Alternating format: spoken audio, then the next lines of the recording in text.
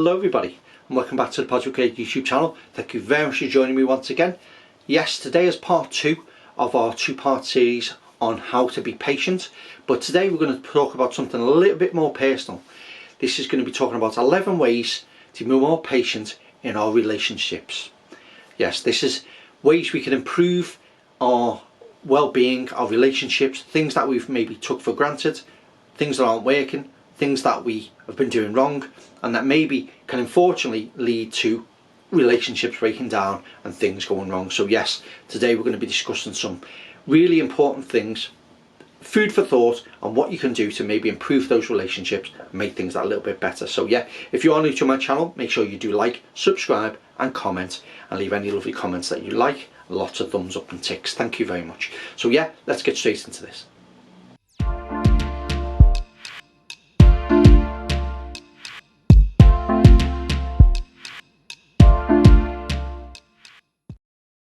Okay, so welcome back. Yes, the first point we're going to look at is realising that nobody is perfect and accepting each other's flaws.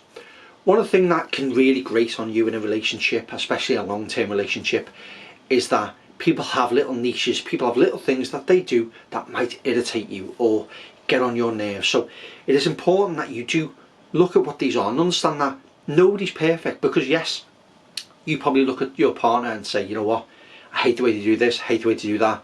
You know, they leave it like a towel on the floor, or they don't wash a dish after themselves, or something simple as that. But these are things that you can work on.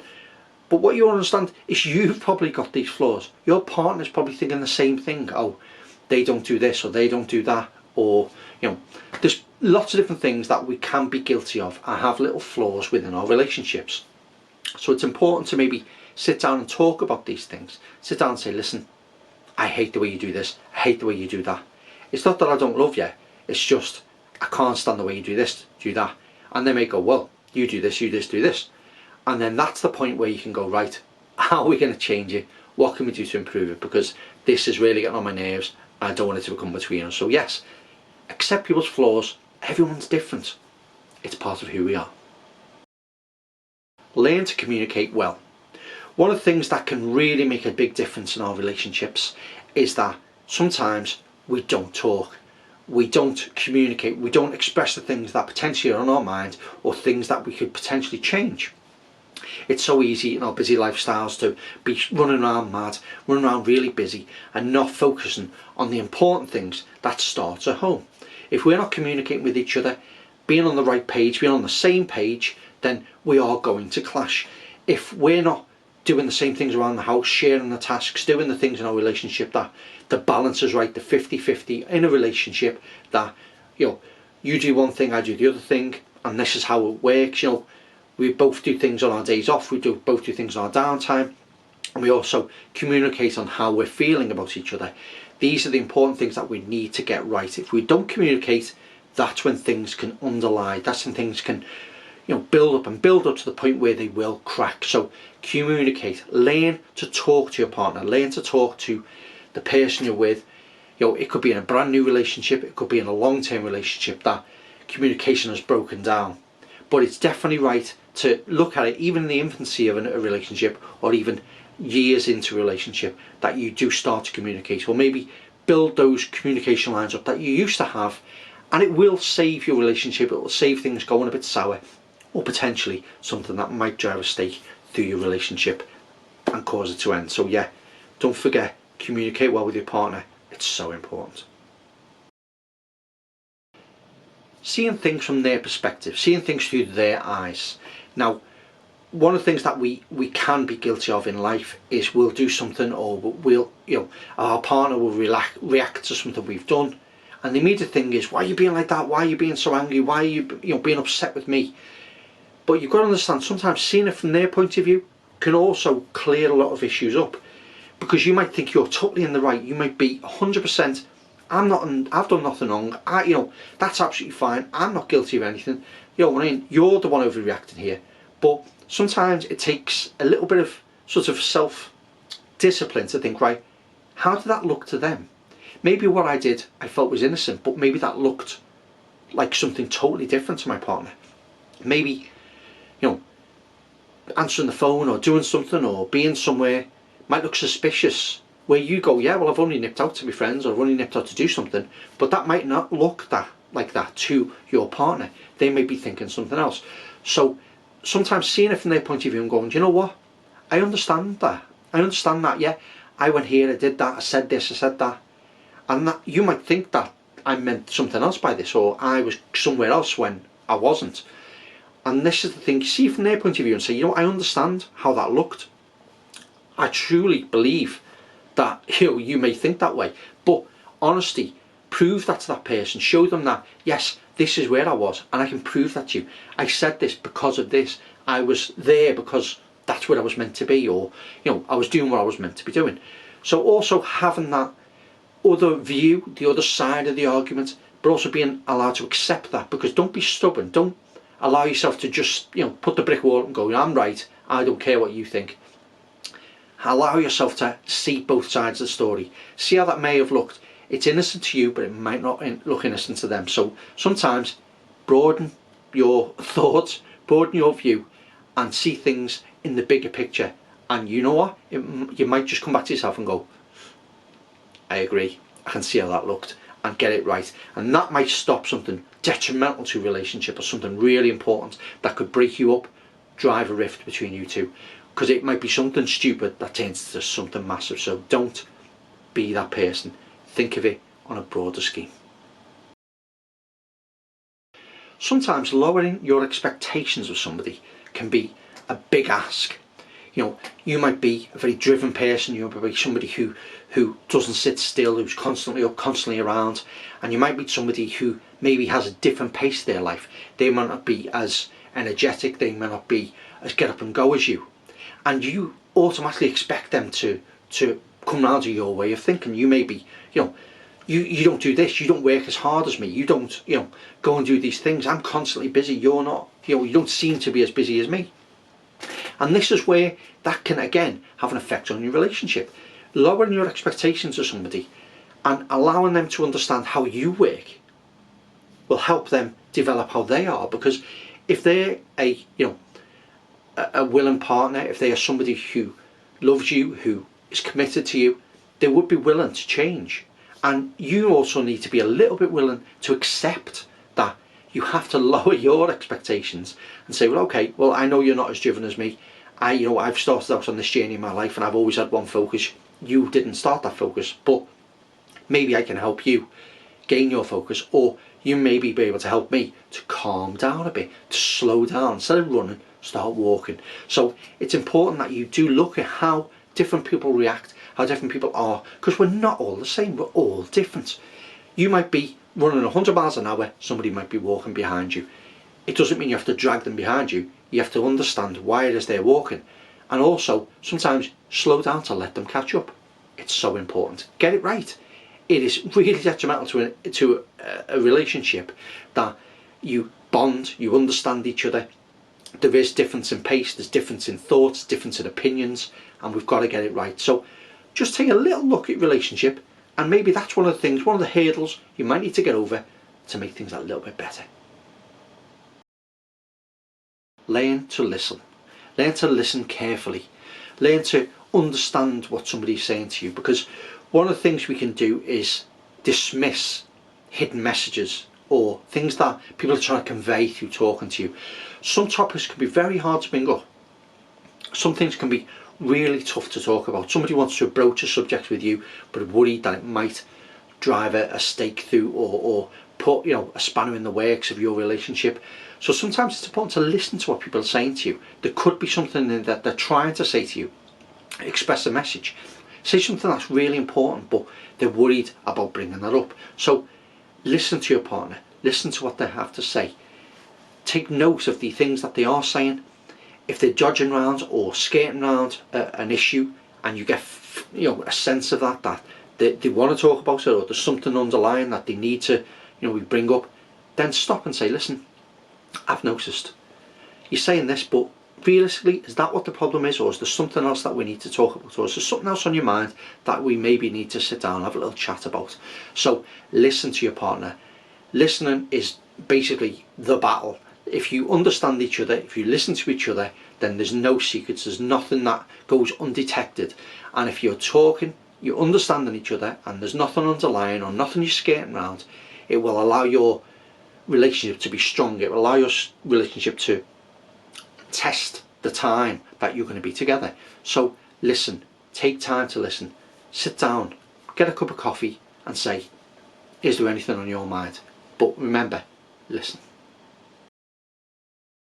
Learning to respond and not to react. Now, everybody at some point has been guilty of flying off the handle, getting angry, without thinking about the ramifications of what you're about to say or what that's going to do to your relationship. Learning to respond to a problem, not to start shouting about it or being angry about it, because frustration is the first thing that can set in when you're angry about something, or somebody's done something or didn't turn up, or were late for somewhere, or forgot to do something that you asked them to do. The first thing you're going to do is get angry. That usually starts with shouting, being aggressive and confrontation in a relationship. So sometimes you need to respond and say, listen, I asked you to do this task. I'm not happy about it, but why couldn't you do it? What's the reason behind why you couldn't do it? And get an honest answer.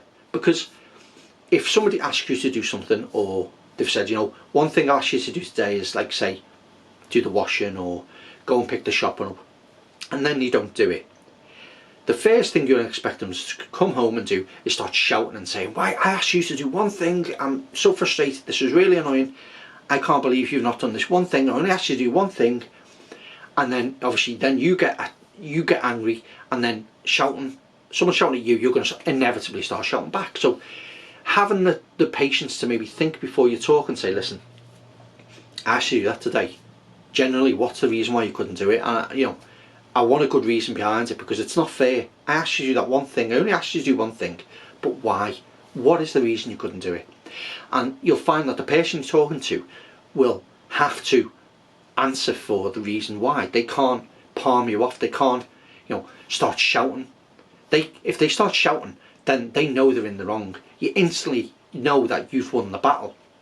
But talking it through, having the ability to keep your emotions in check and saying, listen, what is it? They will probably go, do you know what, you asked me, I remember you asking me, but do you know what, I forgot, I was too busy doing this and I forgot, I'm so sorry. And then it allows you to sort of find the bits where you need to gel better.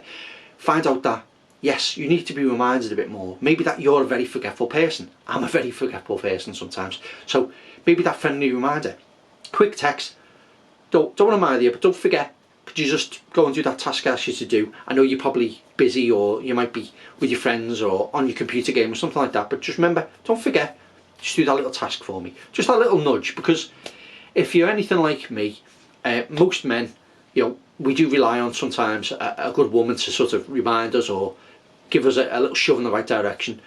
Obviously not all men will agree, but listen, we've got to be realistic, lads. You know what I mean? We rely on our women sometimes to give us the right advice. I'll admit it, I don't know if you'll admit it, but sometimes we get asked to do stuff and we don't do it. And it might be the other way around. You may ask your partner and they might not do it for you and you want to get angry. But sometimes getting to the root cause, finding out what it is in a calmer way will allow your partner to understand what their actions are doing and what the ramifications of not doing it is. And it will allow you to maybe build the relationship better, the trust, and the ability to ask someone to do a task and know it's going to be seen through. So yeah, might be worth something to try. Just try and be patient. Do not ride on your emotions. Make time for each other. This is such an important thing. This is one of the biggest points that I'm going to make today about how we're going to control and make best use of our relationship and stopping them from crumbling or potentially cracks appearing in our relationships, inevitably ending in potential breakups. Is make time for each other. We are all on our own journeys. We all sometimes work our own lives. We all, we have a lot of working families. We both go to work, and then we obviously got to come home, spend time with the kids, and we're so tired. We might just want to go to bed and want to sleep. But taking time, making time to be there for your partner is so important, because sometimes your partner can have a really tough day. You may have both had a really tough day, And sometimes just coming together with a little glass of wine or something like that, just to say, you know what, we've rushed off our feet, but this is how I'm feeling right now, and I feel I've neglected you, I feel like I'm letting you down, I feel like we're not spending enough time together. The world and life has got in the way of our relationship, so trying to take time, trying to understand what it takes to stop and make that little bit of time when the kids have gone to sleep, or even if you just sat up in bed or whatever, just an hour before, for half an hour, an hour before you go to sleep, and just say, listen, I feel like I'm letting you down. We'd never have time to spend together, and I think it's maybe potentially going to cause a rift in the future. Or it could be that you are at that rift where this is the breaking point where you do need to sit down and talk about your relationship and find out what it is that you do need to do to make time for your partner. Is it, give them the affection they need, give them the hugs, the kisses, the love that they need? Is it taking time to do something for your partner, being spontaneous, booking a table, taking the cinema, doing something that's going to rekindle their old love? Because when you're so busy, you're running around with life and things are getting tough, that one little spark of like, right, get your glad rags on, I'm taking you out for a meal tonight and we're going to cinema, instantly they'll feel like they're on the first date again. They'll remember what it was like to be in that first bit of love and think, wow, do you remember when we used to do this back in the day? Now you could be way down a relationship, but remembering how it was and how it used to be for you, that is such a big thing. So take time, remember to take time, do what's best for your partner, because if it makes you feel good, you know that when you do it back, it's going to feel good for them. So always be there for them, always give time, always make time, because that is what will save a relationship. And the final point we're going to look at today is compromise. Now, this is quite a broad sort of word. This is a very open term to how we can look at a relationship, is compromise. Compromising, we all have to compromise at one thing or another in our relationships. Compromising for, lack of communication, compromising for, busy work-life schedules, compromising on not being able to do the things that we want to do, be it financially, be it, activity-wise. There's always going to be compromise. And if you can't find a good compromise between the two of you, that's where it will start letting you down. You will find that will eat away and eat away and eat away at your relationship, to the point where you're not willing to compromise anymore. Because if you're the one doing all the compromising and the other one's taking you for granted, you are going to snap, and there will be a point where you'll go, enough's enough, I'm done, I'm sorry, but I think we both need to move on. And this is where compromise, being understanding, knowing what it is that your partner is about, what it is that makes them tick, compromising to some of their bad habits, compromising to understanding them, and them compromising with the things that you're trying to convey, the important information you're trying to do, or the ways that you're maybe trying to compromise to how you bring your kids up, or how you educate your kids, or teach your kids life skills. There's always something that will always come down to compromise, and it's how we react to it, and how your partner gives you equal compromise in your relationship. Because if you don't compromise equally, then scales will tip and it will go the other way. And that is something that is incredibly important to your relationship. Do not let those scales tip, because if you're the one who's compromising all the time and doesn't get it back, there's only one way it's going to go, and it's not going to be the best way. It's going to be the sad way, when you'll end up potentially splitting apart or breaking up a family home. So make sure that you do compromise, you do get it right, and make sure it's important to you that you see what compromise is, what it means to you, and what it means to your partner. So yes, take that on board. That is so important. Compromise. Do not let yourself fall into that mistake. Okay everybody, thank you very much for joining me for this video. Hope you enjoyed the second part of this series in regards to having some patience in regards to relationships, and how we're going to best improve our relationships and sort of stamp out any problems that might lead from very small things into massive things.